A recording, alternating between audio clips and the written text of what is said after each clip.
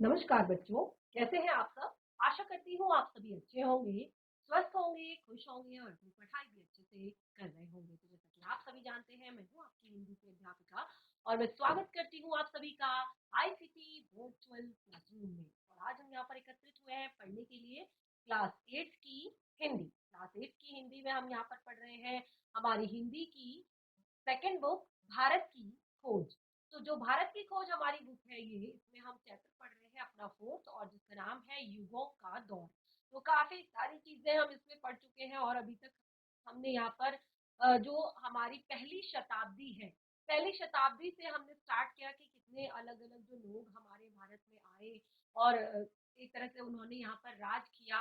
और गुप्त वंश और जो यहाँ पर मौर्य वंश जो यहाँ पर था, इसने काफी समय, काफी लंबे समय तक, यानी कि 150 वर्षों से भी अधिक समय तक यहाँ पर एक तरह से शासन किया। और इसमें क्या क्या चीजें रही, किस तरह से भारतीय कलाएं इसमें उभरी और बौद्ध धर्म और हिंदू धर्म का यहाँ पर प्रचार प्रसार हुआ, ये सारी चीजें हमने अपने लास्ट सेशन में पढ़ी थी। और अब हम यहाँ पर पढ़ने जा रहे हैं कि भारत का प्राचीन रंगमंच कैसा था। भारत के प्राचीन रंगमंच के बारे में हम यहाँ पर पढ़ेंगे। तो स्टार्ट करते हैं हम। देखिए, भारतीय रंगमंच अपने मूल में संबंध विचारों विचारों में और अपने विकास में पूरी तरह स्वतंत्र था। जो भारत का रंगमंच था उस टाइम पे वो अपने संबंध विचारों और अपने विकास में पूरी तरह से स्वतंत्र था। और इसका मूल उद्गम जो हुआ था, यानी कि ये जो स्टार्ट हुआ था, इसका उद्गम स्थल जो था, यानी कि जहाँ से रंगमंच का एक तरह से उद्गम हुआ, वो था ऋग्वेद। ऋग्वेद की वे ऋचाएं और ऋग्वेद के वो संवाद में इन्हें खोजा जा सकता है। यानी कि इसका उद्गम हम ऋग्वेद की ऋचाओं में खोज सकते हैं, जिनमें एक हद तक नाटकीयता है। जिनमें क्या है, एक हद तक नाटकीयता है।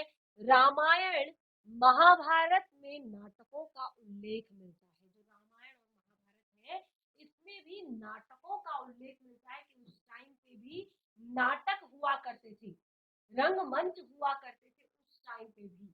तो जो एक तरह से जो भारत का रंगमंच है, उसका उद्गम स्थल जो है वो ऋग्वेद की जो ऋचाएं हैं वो है।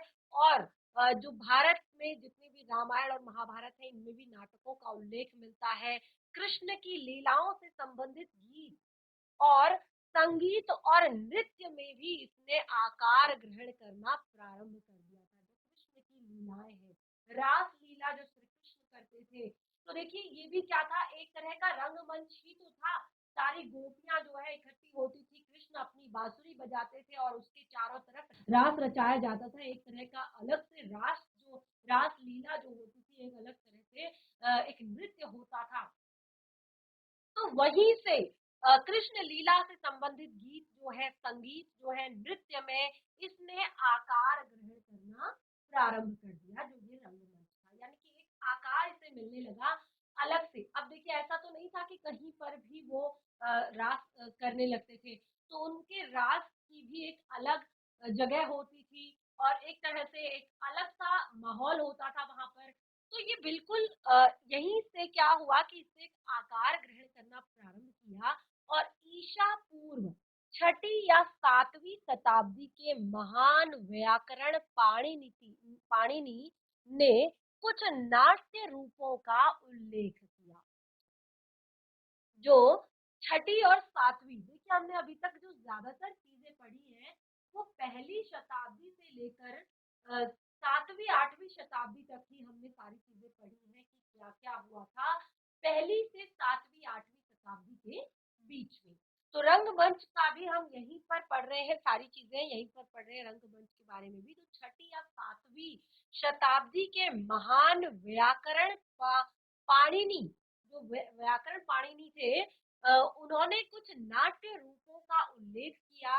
रंगमंच की कला पर रचित जो नाट्य शास्त्र था, जो रंगमंच की कला पर रचित नाट्य शास्त्र था, को ईशा की 3री शताब्दी की रचना कहा जाता है। यानी कि रंगमंच का जो नाट्य शास्त्र है, इसको शताब्दी, यानी कि ये तीसरी शताब्दी से ही प्रारंभ हो गया था, यानी कि इसकी रचना जो है तीसरी शताब्दी में ही कर दी गई थी। ऐसे ग्रंथ की रचना तभी हो सकती थी जब नाट्य कला पूरी तरह से विकसित हो चुकी हो। अब देखिए, ग्रंथ, पुस्तक किसी चीज पर हम कब लिखेंगे? जब वो पूरी तरह से विकसित हो गई हो। ठीक है, हम उसके बारे में बातें कब लिखेंगे? जब वो पूरी तरह से विकसित हो गई होगी। तो यानी कि जब नाट्य कला पूरी तरह से विकसित हो चुकी हो और नाटकों की सार्वजनिक प्रस्तुति आम बात हो, यानी कि ये जो नाटकों की सार्वजनिक प्रस्तुति थी, ये आपकी तीसरी शताब्दी से भी पहले से शुरू हो चुकी थी। यानी कि इससे पहले से ही नाटक जो थे, रंगमंच जो लगना, उस पर नाटक खेलना, ये सारी चीजें जो है पहले से ही शुरू हो गई थी। अब यह माना जाने लगा कि नियमित रूप से लिखे गए संस्कृत नाटक, यानी कि जो नियमित रूप से लिखे गए संस्कृत नाटक हैं, वो ईसा पूर्व तीसरी शताब्दी तक पूरी तरह से प्रतिष्ठित हो चुके थे। यानी कि वो लिखे गए, इसका अर्थ ये है कि वो ईसा पूर्व की जो तीसरी शताब्दी है, उसमें वह पूरी तरह से प्रतिष्ठित हो चुके थे। पूरी तरह से वो एक तरह से मैदान में आ गए थे लोग, यानी कि उन्हें देखते थे, नाटक होते थे, रंगमंच लगते थे। तो इस तरह से जो नाटक हमें मिले हैं, जो नाटक हमें मिले हैं, उनमें पहले के ऐसे रचनाकारों और नाटकों का अक्सर हवाला दिया गया जो अभी तक नहीं मिले हैं। यानी कि अभी तक हमें जो कुछ भी साक्ष्य मिले हैं, जो कुछ भी नाटकों के बारे में जो चीजें हमें मिली है, उनमें भी उनमें भी ऐसे रचनाकारों और नाटकों का हवाला दिया गया है जो अभी तक नहीं मिले हैं। यानी कि शायद इससे भी पहले भी ये रंगमंच हुआ करता था, ये नाटक शास्त्र हुआ करता था, इससे पहले भी शायद ये हुआ करता था। तो ऐसे नाटककारों में एक भास था, ऐसे नाटककारों में एक भास था। इस शताब्दी के आरंभ में उसके 13 नाटकों का एक संग्रह खोज में मिला। जो भास था, नाटककार था भास, उसका जो 13 नाटकों का, यानी कि इस शताब्दी में जो शताब्दी का आरंभ था, उसमें उसके 13 नाटकों का एक संग्रह, एक खोज में मिला। यानी कि खोज हुई तो उस खोज में उसको नाटकों का एक संग्रह मिला। अब तक मिले अब तक मिले संस्कृत नाटकों में प्राचीनतम नाटक अश्वघोष के हैं। जो अभी तक जो संस्कृत नाटक मिले हैं, उनमें अभी तक के जितने भी नाटक हैं वो अश्वघोष के हैं, और वह सन के आरंभ के ठीक पहले या बाद में हुआ था। ये ताड़पत्र पर लिखित पांडुलिपियों के अंश मात्र है। यानी कि ये क्या है? ताड़पत्र पर लिखित जो पांडुलिपि उस टाइम पे चलती थी, उनके केवल अंश मात्र है। बिल्कुल बहुत ही एक तरह से थोड़ा सा ये शेष रह गए हैं। अंश का अर्थ होता है भाग। तो बिल्कुल ये ताड़पत्र पर लिखे हुए जो पांडुलिपि थी, उसके अंश मात्र है। और आश्चर्य की बात तो ये है कि ये गोबी रेगिस्तान के सरहदों पर तूफान में मिले हैं। यानी कि जो गोबी रेगिस्तान है, वहां पर जो तूफान जगह है, वहां पर भी मिले। तो इस तरह से अश्वघोष घोष जो थे वो धर्म परायण बौद्ध हुआ करते थे, और उसने बुद्धि रचित नाम से बुद्ध की जीवनी लिखी, बुद्ध चरित। और देखिए ये क्या थे? बौद्ध धर्मी थे, और एक तरह से बुद्ध चरित नाम से इन्होंने बौद्ध की जीवनी भी लिखी।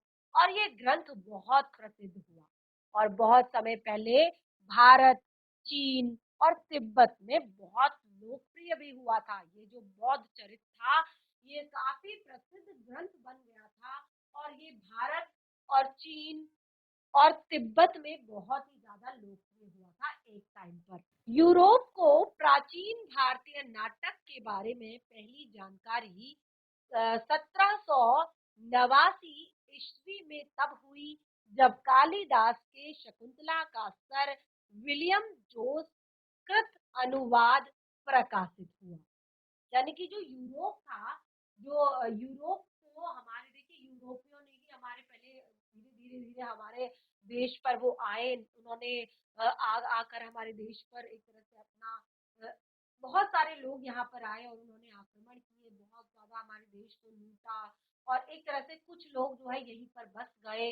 तो यूरोप को हमारे जो भारतीय नाटक थे, इनकी पहली जानकारी जो है 1789 में मिली, 1789 ईस्वी में मिली।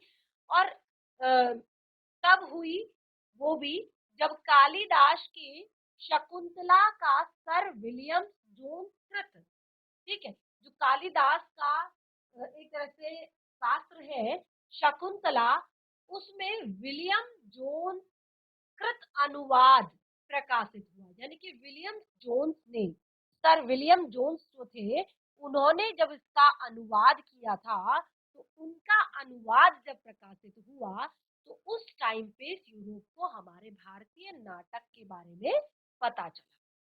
तो जो सर विलियम जोन्स थे, उनके अनुवाद के आधार पर जर्मन, फ्रेंच, डेनिश और इटालियन में भी इनके अनुवाद हुए। यानी कि जिस तरह से सर जो विलियम जोन्स है, उन्होंने जब इसका अनुवाद किया इंग्लिश में, अंग्रेजी में, तो उसके बाद जो जर्मन थे, जो फ्रेंच थे, जो डेनिश थे, जो इटालियन थे, उन्होंने भी इनके अनुवाद किए। गेटे पर इसका गहरा प्रभाव पड़ा। जो गेटे थे, उन पर ये शकुंतला जो शास्त्र था, नाटक शास्त्र, उसका बहुत ज्यादा असर पड़ा, और उन्होंने शकुंतला की बहुत अधिक प्रशंसा की, और उन्होंने इसकी बहुत ज्यादा प्रशंसा भी की, कालिदास के इस नाट्य शास्त्र की। कालिदास को संस्कृत साहित्य का सबसे बड़ा कवि और नाटककार माना गया है। कालिदास को, महाकवि कालिदास को, जो कालिदास है, उन्हें सबसे बड़ा कवि और नाटककार माना जाता है संस्कृत साहित्य का। तो देखिए ये आपका एक यहाँ पर जर्नल क्वेश्चन भी बन जाता है, एक सामान्य सा आपका ये प्रश्न है सामान्य ज्ञान का, कि कालिदास को संस्कृत साहित्य का सबसे बड़ा कवि और नाटककार माना जाता है। ठीक है, चैप्टर को पढ़ रहे हैं, काफी सारी चीजें हमें यहाँ पर सीखने को मिल रही है, काफी सारी पुरानी चीजें हमें यहाँ पर पता चल रही है। तो आप इस पाठ को ध्यान पूर्वक पढ़ें, समझने का प्रयास करें। जो भी चीजें, जैसे मैं यहाँ पर देखिए अंडरलाइन कर रही हूँ, सर्कल कर रही हूँ, तो उनको सोचने समझने का प्रयास करें। हो सके तो नोट करें, अगर आप नोटबुक खोल कर बैठे हैं तो नोटबुक पर भी उसको अंडरलाइन करें या सर्कल करें। तो इस तरह से एक तरह से उन्हें सबसे बड़ा कवि और नाटककार माना गया है। उसका समय अनिश्चित है, उसका समय अनिश्चित है, यानी कि कब से लेकर कब तक, जैसे, पर संभावना यही है कि वह चौथी शताब्दी के अंत में गुप्त वंश के चंद्रगुप्त द्वितीय जो थे, चंद्रगुप्त द्वितीय, यानी कि जो विक्रमादित्य के शासन काल में उज्जैनी में था।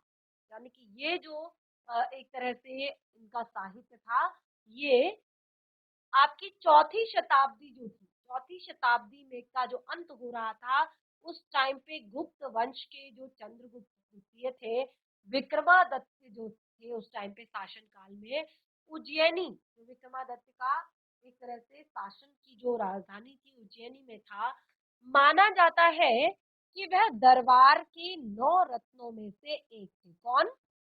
कालिदास।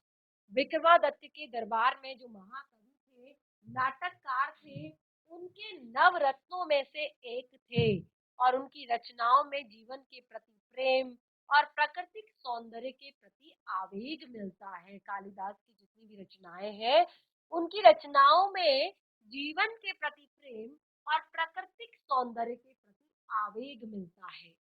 कालिदास की एक लंबी कविता है मेघदूत, कालिदास की एक बहुत लंबी कविता है मेघदूत, जिसे एक प्रेमी, जिसे बंदी बनाकर उसकी प्रेयसी से अलग कर दिया गया था। ठीक है, यहाँ क्या होता है, कालिदास की एक बहुत लंबी कविता है मेघदूत, एक प्रेमी जिसे बंदी बनाकर उसकी प्रेयसी से अलग कर दिया गया है, वर्षा ऋतु में एक बादल से अपनी तीव्र चाहत का संदेश उस तक पहुंचाने के लिए कहता है। यानी कि मेघदूत, आप देखिए कविता का जो नाम है मेघदूत, मेघ यानी कि बादल, दूत का रूप यानी कि जो संदेशों को इधर उधर पहुंचाते हैं उन्हें कहते हैं दूत। पुराने टाइम में राजाओं के पास क्या हुआ करते थे, दूत हुआ करते थे। जब भी राजा को दूसरी जगह पर कहीं पर भी कोई संदेश भेजना होता था तो उनके जो दूत होते थे वो लेकर जाते थे इस तरह के संदेशों को।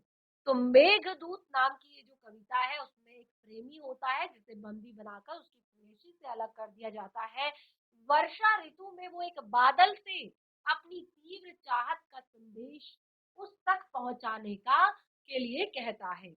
कालिदास से संभवतः काफी पहले एक बहुत प्रसिद्ध नाटक की रचना हुई थी।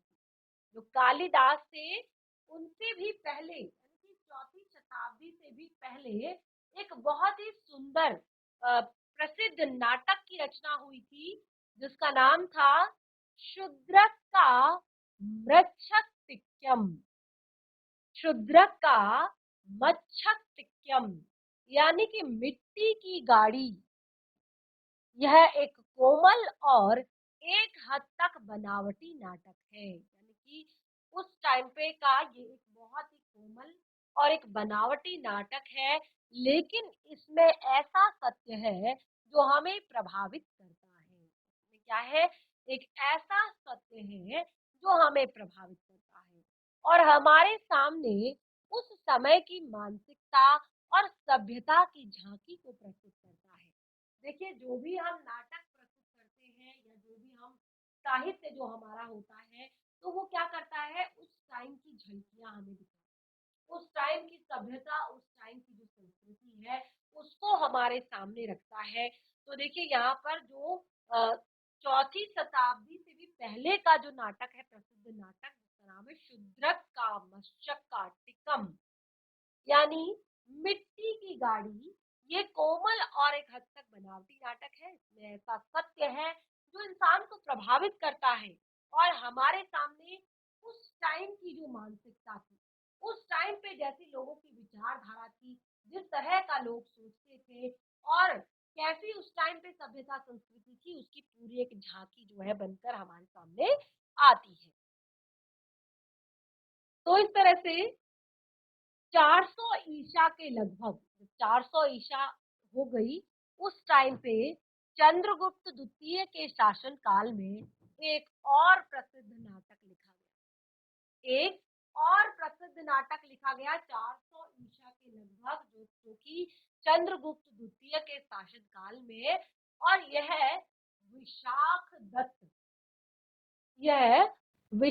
दत्त का नाटक था मुद्राक्षस। मुद्राक्षस था यह, और यह विशुद्ध राजनीतिक नाटक था। ये कैसा था, एक विशुद्ध राजनीतिक नाटक था जिसका नाम मुद्राक्षस था। और देखिए जिसमें प्रेम या किसी पौराणिक कथा का आधार नहीं बनाया गया था। यानी कि इस नाटक में ना तो प्रेम और ना ही कोई पौराणिक कथा आधार थी, बल्कि कुछ अर्थों में यह नाटक वर्तमान स्थिति में बहुत ही प्रासंगिक है। यानी कि उस टाइम पे, क्योंकि ये मैंने यहाँ पर कहा ये राजनीतिक नाटक था, जैसी परिस्थितियां उस टाइम पे चल रही थी, जैसी सिचुएशन उस टाइम पे थी, तो ये उसके ऊपर बनाया गया एक नाटक था। यानी कि ये कोई प्रेम से संबंधित नाटक नहीं था, ये कोई पौराणिक कथा से संबंधित नाटक नहीं था, ये उस टाइम का एक राजनीतिक नाटक था। और कुछ अर्थों में ये नाटक आज की वर्तमान स्थिति पर भी बहुत ज्यादा प्रासंगिक है। राजा हर्ष, जिसने 7वीं सदी ईस्वी में एक नया साम्राज्य कायम किया था, जो राजा हर्ष थे उन्होंने 7वीं सदी में एक नया साम्राज्य कायम किया था, और वो साथ में एक बहुत बड़े नाटककार भी थे। वो साथ में एक बहुत बड़े नाटककार भी थे, हमें उनके लिखे हुए नाटक भी मिलते हैं। 7वीं सदी के आसपास ही भवभूति हुआ, जो संस्कृत साहित्य का चमकता सितारा था। 7वीं सदी में ही भवभूति हुआ और जो कि संस्कृत साहित्य का एक चमकता सितारा था। वह भारत में बहुत लोकप्रिय हुआ और केवल कालिदास का ही स्थान उसके ऊपर माना जाता है। यानी कि भवभूति से बड़ा अगर कोई है तो वो है महाकवि कालिदास। तो यानी कि कालिदास के बाद सीधे भवभूति का नाम ही आता है। ठीक है। संस्कृत नाटकों की यह धारा सदियों तक बहती रही। अब उसके बाद संस्कृत नाटकों की ये जो धारा थी ये सदियों तक बहती रही, लेकिन 19वीं शताब्दी के आरंभ में, जब 19वीं शताब्दी आई, 19वीं शताब्दी के आरंभ में गुणात्मक दृष्टि से स्पष्ट रूप में उसमें ह्रास दिखाई देने लगा। प्राचीन नाटकों की कालिदास तथा अन्य लोगों के भाषा में मिली जुली संस्कृत और उसके साथ एकाध प्राकृत यानी कि संस्कृत के बोलचाल में प्रचलित रूप, संस्कृत का जो बोलचाल में प्रकट रूप था उसको प्राकृत कहते थे। ठीक है। तो ये तब तक चलता रहा, यानी कि जो मैंने आपको बताया कि 7वीं 8वीं 9वीं शताब्दी, तो ये 19वीं शताब्दी तक लगभग चलता रहा। ठीक है। 19वीं शताब्दी तक ये लगभग चला, तो 19वीं शताब्दी में फिर इसमें काफी सारे चेंजेस आए। काफी सारे चेंजेस कैसे आए, जैसे मैंने कहा प्राचीन नाटकों की जो कि कालिदास तथा अन्य लोगों की थी भाषा में मिली जुली संस्कृत और उसके साथ एक या एकाधिक प्रकट, यानी कि संस्कृत तो थी ही और साथ ही उसमें एक या एकाधिक प्रकट भी थी भाषा, यानी जो संस्कृत का बोलचाल रूप होता है, जो संस्कृत का बोलचाल रूप होता है उसको प्रकट कहते हैं। ठीक है। उसी नाटक में शिक्षित पात्र संस्कृत बोलते हैं और सामान्य अशिक्षित जन समुदाय प्रायः स्त्रियां प्राकृत, हालांकि उनमें अनुवाद भी मिलते हैं। यानी कि एक जो नाटक है उसमें जो प्रायः शिक्षित जो पात्र होते हैं, शिक्षित जो पात्र होते हैं वो क्या करते हैं, संस्कृत बोलते हैं। यानी कि वो अपने डायलॉग, अपने संवादों को संस्कृत में बोलते हैं और जो महिलाएं हैं या जो अशिक्षित पात्र हैं वो क्या करते हैं, वो अपने जो डायलॉग्स हैं वो प्रायः प्राकृत में और उनके अनुवाद भी कर दिए जाते हैं, यानी कि उनको डब भी कर दिया जाता है, उनको एक तरह से चेंज भी कर दिया जाता है, तो मिलते हैं। यह साहित्यिक भाषा और लोकप्रिय कला के बीच समझौता फिर था। यानी कि समझौता ये एक क्या था, ये लोकप्रिय कला के बीच एक समझौता था, साहित्यिक भाषा और लोकप्रिय कला। लोकप्रिय कला यानी कि एक तरह से साहित्यिक भाषा थी संस्कृत और लोकप्रिय जो कला थी वो थी प्राकृत। तो इन दोनों के मध्य समझौता था कि जो शिक्षित पात्र होंगे नाटक के या साहित्य के, जो शिक्षित एक तरह से लोग होंगे वो संस्कृत में बात करेंगे, संस्कृत बोलेंगे, लेकिन जो अशिक्षित होंगे या जो महिलाएं हैं जो संस्कृत बोलना नहीं जानती है वो प्राकृत में बात करेंगे। देखिए इससे पहले भी हमने यहाँ पर एक चैप्टर पढ़ा था आपके एक तरह से जो हिंदी की आपकी बुक है उसमें, तो उसमें भी यहाँ पर स्त्री शिक्षा विरोधी कुतर्कों का खंडन आपने पढ़ा होगा चैप्टर, या आप आगे क्लास 9th में उसको पढ़ेंगे, स्त्री शिक्षा विरोधी कुतर्कों का खंडन। तो उसमें आप क्या देखते हैं कि जो महिलाएं हैं, आगे की क्लासेस में आप पढ़ेंगे, उस टाइम पे महिलाओं को एक तरह से कहा जाता था कि वो पढ़ी लिखी नहीं है, यानी कि वो अनपढ़ ही थी। पुराने टाइम की महिलाएं जो थी वो पढ़ी लिखी नहीं थी, वो अनपढ़ थी, या महिलाओं को ऐसे बात करनी चाहिए या महिलाओं को ऐसे करना चाहिए, महिलाओं को वैसे करना चाहिए।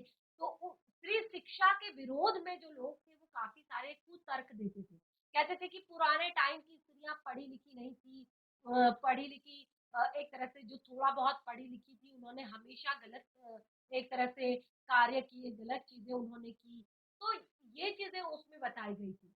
तो उसमें ये भी बताया गया था कि स्त्रियों को के जो नाटक होते थे या स्त्रियां जो एक तरह से नाटक करती थी तो उसमें क्योंकि वो पढ़ी लिखी नहीं होती थी इसीलिए वो प्राकृत में बात करती थी। तो ये सारी चीजें उसमें बताई गई थी।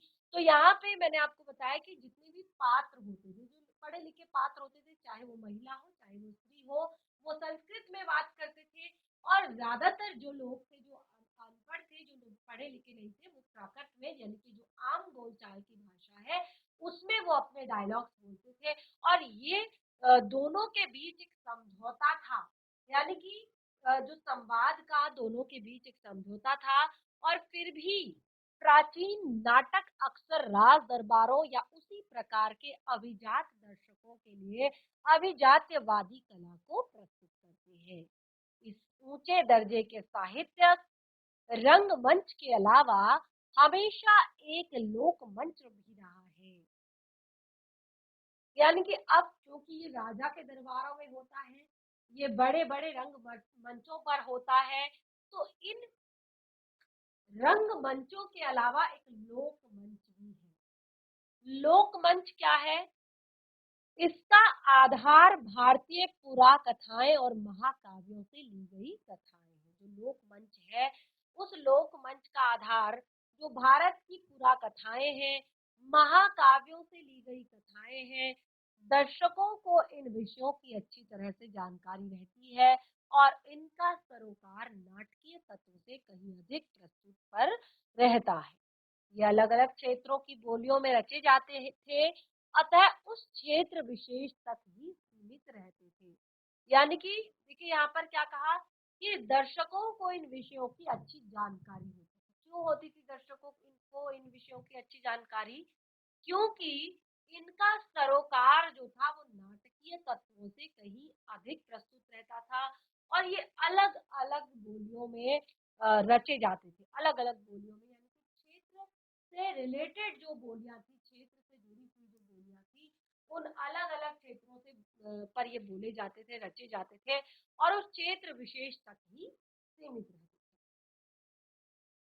दूसरी ओर संस्कृत नाटकों का चलन पूरे भारत में था। जो संस्कृत नाटक है उनका चलन पूरे भारत में था, क्योंकि ये संस्कृत नाटक थे और ये बड़े स्तर पर देखे जाते थे, सुने जाते थे, पढ़े जाते थे। तो क्योंकि उनकी भाषा पूरे भारत की शिक्षित समुदाय की भाषा थी।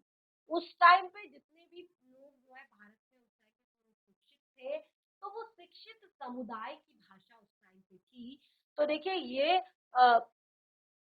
उनके पूरे भारत में शिक्षित समुदाय की ये भाषा थी, इसीलिए इनका चलन जो है पूरे भारत में था। अब देखिए आपने देखा होगा कि भले ही जो साउथ की जो मूवीज होती हैं वो भी काफी अच्छी होती हैं, लेकिन आपने देखा होगा हिंदी हमारी एक ऐसी लैंग्वेज है, हिंदी हमारी एक ऐसी भाषा है जो पूरे भारत में प्रसिद्ध है। यानी कि अगर आप साउथ की तरफ चले जाओ, लेकिन वहां पे जैसे वो अपनी भाषा को ज्यादा एक तरह से प्रेफर करते हैं और साथ ही इंग्लिश भी वो ज्यादा बोलते हैं, लेकिन अगर आप वहां पर जाते हैं तो वो आपके लिए हिंदी भी बोल लेते हैं। तो एक तरह से हिंदी जो है प्रचलित भाषा है, भारत के ज्यादातर क्षेत्रों में बोली जाती है, और भारत के ज्यादातर क्षेत्रों में इसका प्रयोग किया जाता है। तो इसीलिए एक तरह से ये पूरे भारत में इस हिंदी के जितने भी आपने देखा होगा मूवीज हो, नाटक हो, ये सारी चीजें जो है ज्यादा आती है। तो इस तरह से अब देखिए संस्कृत भाषा की जीवंतता और स्थायित्व। तो अभी तक में हमने रंगमंच के बारे में पढ़ा और रंगमंच में हमने संस्कृत की महत्ता को जाना। तो और अब संस्कृत भाषा की जीवंतता, यानी कि कितने टाइम तक संस्कृत भाषा जो है बिल्कुल ऐसे बनी रही, उसकी जीवंतता कैसे रही, और साथ ही उसका स्थायित्व कैसा है। तो संस्कृत अद्भुत रूप से समृद्ध भाषा है। संस्कृत जो है वो अद्भुत रूप से समृद्ध भाषा है, अत्यंत विकसित और नाना प्रकार से अलंकृत, बहुत ही ज्यादा विकसित है। हिंदी जो है वो क्या है? संस्कृत का ही तत्भव रूप है। हिंदी क्या है? संस्कृत का ही तत्भव रूप है। तत् यानी कि उससे भाव, यानी कि एक तरह से उत्पन्न होना या पैदा होना। तो हिंदी का जो एक तरह से निर्माण बनी हुई है, हिंदी जो है वो संस्कृत से ही बनी। इस तरह से इंग्लिश, अंग्रेजी का भी जो एक तरह से उत्पत्ति हुई वो भी संस्कृत से हुई। इसके बावजूद यह नियत और व्याकरण के उस ढांचे में सख्ती से जकड़ी है जिसका निर्माण 2600 वर्ष पहले पाणिनि ने किया था। यानी कि एक तरह से व्याकरण के उस ढांचे में ये बधी हुई है जिसका निर्माण 2600 वर्ष पहले पाणिनि ने किया था और इसका प्रचार प्रसार हुआ, संपन्न हुई, भरी पूरी और अलंकृत हुई, पर इसने अपने मूल को नहीं छोड़ा। यानी कि एक तरह से इसकी जो मूल जड़ें हैं वो पाणिनि ने अपने व्याकरण में लिखी हुई है। और तो इसने भले ही ये एक तरह से इसने अपने आप को कई बार चेंज किया, कई सारी चीजें इससे बनी, एक तरह से ये इसका काफी ज्यादा प्रचार प्रसार हुआ, काफी ज्यादा ये फैली और लेकिन ये भरपूर भरी पूरी अलंकृत हुई, काफी सारे अलंकार भी इसमें लगे, लेकिन इसने अपनी मूल जड़ों को नहीं छोड़ा। संस्कृत साहित्य के पतन के काल में भाषा ने अपनी कुछ शक्ति और शैली की सादगी खो दी। यानी कि जो संस्कृत साहित्य का जब धीरे धीरे पतन हो रहा था, यानी कि अब संस्कृत साहित्य को धीरे धीरे लोग इग्नोर कर रहे थे, संस्कृत साहित्य जो है धीरे धीरे समाप्त हो रहा था, तो उस टाइम पे भाषा ने अपनी कुछ शक्ति और शैली की सादगी खो दी। भाषा की जो शक्ति थी, जो एक शैली थी उसकी बातचीत करने की या उसको बोलने की, उसको पढ़ने की, उसको लिखने की, वो शैली भी, वो उस शैली की जो सादगी थी वो भी उसने अब धीरे धीरे खो दी। सर विलियम जोन्स ने 1784 में कहा था, संस्कृत भाषा चाहे जितनी भी पुरानी हो। सर विलियम जोन्स जो थे उन्होंने 1784 में कहा था कि संस्कृत भाषा चाहे जितनी भी पुरानी हो उसकी बनावट अद्भुत है, यूनानी भाषा के मुकाबले वह अधिक पूर्ण है, लातिनी के मुकाबले अधिक उत्कृष्ट है और दोनों के मुकाबले अधिक परिष्कृत है। यानी कि उन्होंने यूनानी भाषा थी उससे उन्होंने कहा यह अधिक यूनानी भाषा से अधिक पूर्ण है, लातिनी भाषा के मुकाबले अधिक उत्कृष्ट है और इन दोनों के मुकाबले ही अधिक अधिक परिकृष्ट है। पर दोनों के साथ वह इतनी अधिक मिलती जुलती है, यानी कि जो एक तरह से यूनानी भाषा है और जो दूसरी जो यहाँ पर लातिनी भाषा है, वो दोनों के साथ इतनी मिलती जुलती है कि यह संयोग आकस्मिक नहीं हो सकता। यानी कि वो इतना ज्यादा मिलती है इन दोनों भाषाओं से, तो कहा नहीं जा सकता कि ये जो संयोग है ये आकस्मिक होगा, यानी कि अचानक हुआ हुआ संयोग तो नहीं है। तो इस तरह से यह साफ पहचाना जा सकता है कि इन दोनों भाषाओं का स्रोत भी एक ही है, यानी कि इनमें काफी अंतर नहीं है। तो इससे एक बात तो साफ हो जाती है कि इन दोनों भाषाओं की उत्पत्ति भी, उन दोनों भाषाओं का स्रोत भी एक ही है, वो है संस्कृत, जो शायद अब मौजूद नहीं रहा, यानी कि अब जो शायद मौजूद नहीं है। संस्कृत को आधुनिक भारतीय भाषाओं की जननी कहा जाता है। संस्कृत है उसको आधुनिक भारतीय भाषाओं की जननी कहा जाता है। उसका अधिकांश शब्दकोश, अभिव्यक्ति का ढंग संस्कृत की देन है, यानी कि भारत का जो अधिकांश शब्दकोश है और अभिव्यक्ति अभिव्यक्ति यानी कि बात को रखने का तरीका, बोलने का तरीका, ये सारा संस्कृत की ही देन है। संस्कृत काव्य दर्शन के बहुत सार्थक और महत्वपूर्ण शब्द जिनका विदेशी भाषाओं में अनुवाद नहीं किया जा सकता, आज भी हमारी लोक प्रचलित भाषाओं में जीवित है। यानी कि संस्कृत के जो बहुत सारे महत्वपूर्ण शब्द हैं जिनका अंग्रेजी भाषा में अनुवाद नहीं किया जा सकता, आज भी हमारी लोक प्रचलित भाषा, जो आम भाषा है, लोक प्रचलित भाषा है, उसमें जीवंत है। तो इस तरह से हमने यहाँ पर आज के सेशन में अपना भारतीय रंगमंच और संस्कृत के बारे में हमने यहाँ पर पढ़ा। अब जो हमारा नेक्स्ट सेशन होगा उसमें भी हम अपने इसी चैप्टर का अगला पार्ट यानी कि दक्षिण पूर्व एशिया में भारतीय उपनिवेश और संस्कृति से हम अपने इस टॉपिक को स्टार्ट करेंगे। तो आज हमने जो कुछ पढ़ा है वो बहुत ही ज्यादा इंटरेस्टिंग और बहुत ही ज्यादा ज्ञानवर्धक है। आपने यहाँ पर आशा करती हूँ कि अच्छे से उसको सुना होगा और घर पर भी आप लोग उसको एक बार रिवाइज करेंगे। इस तरह से हमारा आज का सेशन यहीं से समाप्त होता है। कंटिन्यू करेंगे हम इसे अपने नेक्स्ट सेशन में। तब तक के लिए धन्यवाद। आपका दिन शुभ हो।